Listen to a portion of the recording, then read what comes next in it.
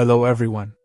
Today, we're going to talk about three keywords in JavaScript: var, let, and constant. First, let's start with var. Var is one of the oldest ways to define a variable in JavaScript. When we define a variable with var, that variable is accessible throughout the function where it's defined. If var is defined outside of a function, it's considered a global variable. Next, we have let. Let was introduced in ES6 version of JavaScript. Variables defined with let are only accessible within the block of code where they're defined. That means if we define a variable inside a loop or a function with let, we can only access it within that loop or function. Finally, we have constant. Const, like let, was introduced in ES6, and variables defined with const also have block scope.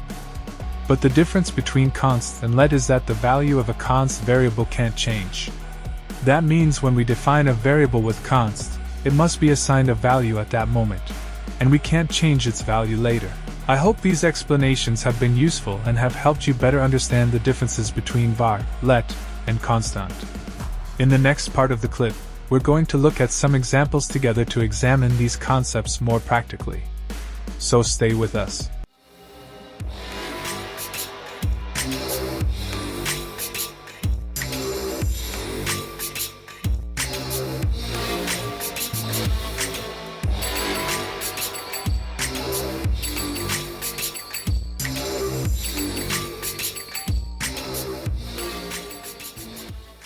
We create a variable named name.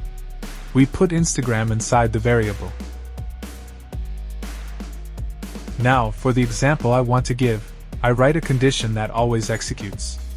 If true, it always executes. Inside the condition, we change the contents of the variable name.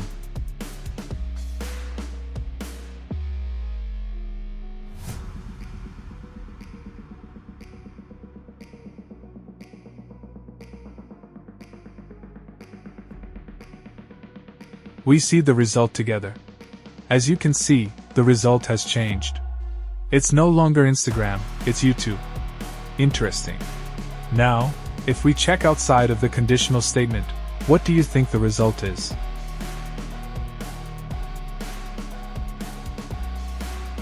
That's right, it's YouTube.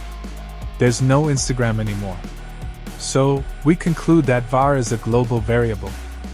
Alright, let's examine let. We've created let under the same conditions as var. Inside the condition, let changes. But let's check what happens outside the conditional statement. Yes, let retains its initial value. So, we conclude that let is accessible within a block of code, not outside of it. Now, let's give a real example for let. We use let in commands like for each. For this, we first create an array of numbers. Now I want to take each number in the array, multiply it by 2, and display the result. Here, index is the array index, starting from 0 up to the length of the array. This index is also in the map command. Each number has been multiplied by 2. Here is the JavaScript code for this. In this example, we have an array of numbers and we want to multiply each number by 2.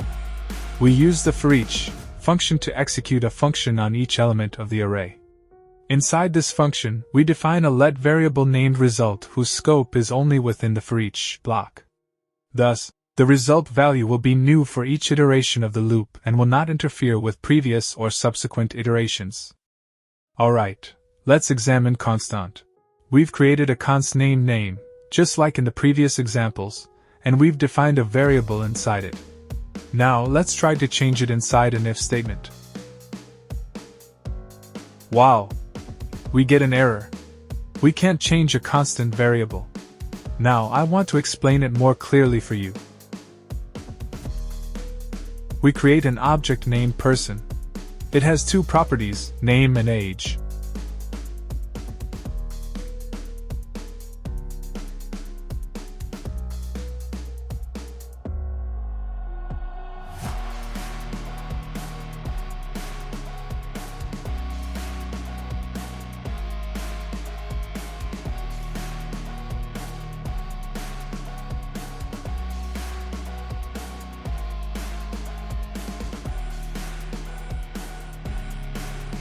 If we go inside an if statement and try to change it, we can't.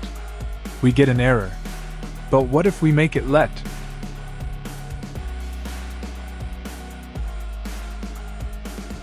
We've converted an object into text and it worked. But for const, it doesn't work, and this is very good for security issues and information coming from the backend that we don't want to change or someone else to change. But we can change the properties of person. As you can see, we've changed the name and age.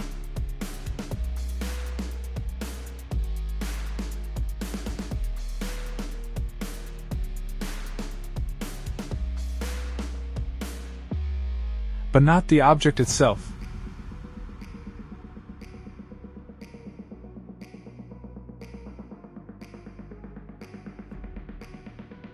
If you want the property not to change either, we use the object.freeze command.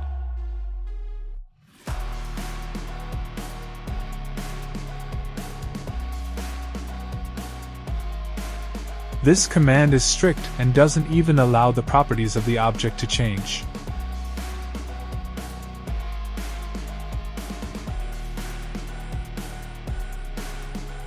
Alright, today's lesson has come to an end. I'm trying to teach you the finer points of JavaScript.